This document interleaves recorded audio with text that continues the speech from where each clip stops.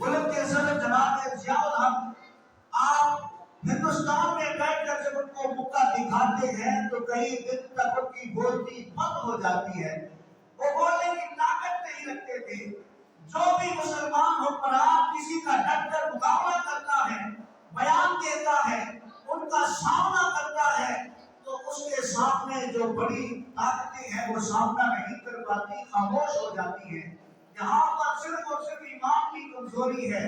بدر میں تھا کچھ نہیں مگر میرے نبی کا سچا ایمان سینوں میں موجود تھا۔ مقام بدر میں سچا ایمان موجود تھا تو میرے نبی علیہ السلام کو دعا مانگتے ہیں۔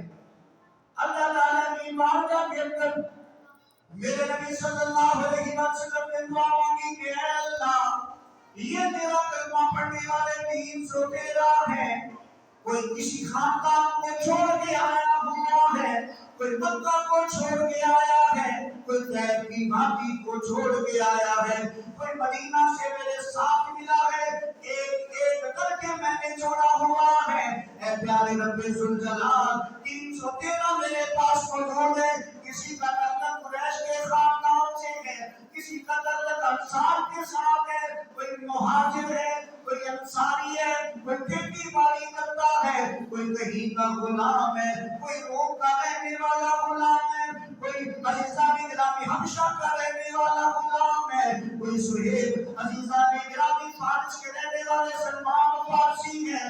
عزیزان گرامی اتنی تھوڑی تعداد ہے، دنیا سے اکٹھے کیے ہوئے کچھ کروڑا تمام سپاہی ہیں۔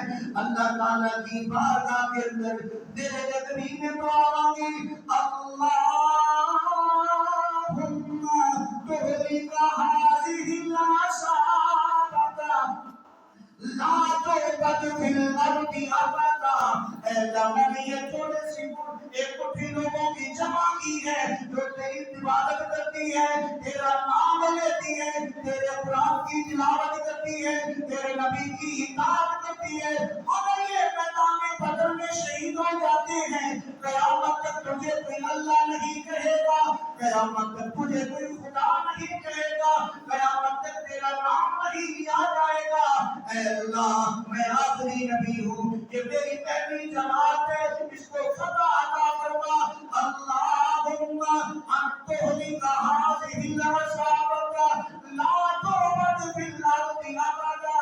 میرے نبی نے جب دعا مانگی ہے، اللہ تبارک و تعالیٰ نے فرمایا وَلَقَدْ نَصَرَكُمُ اللَّهُ بِبَدْرٍ وَأَنْتُمْ أَذِلَّةٌ۔ اے پیارے نبی، آپ نے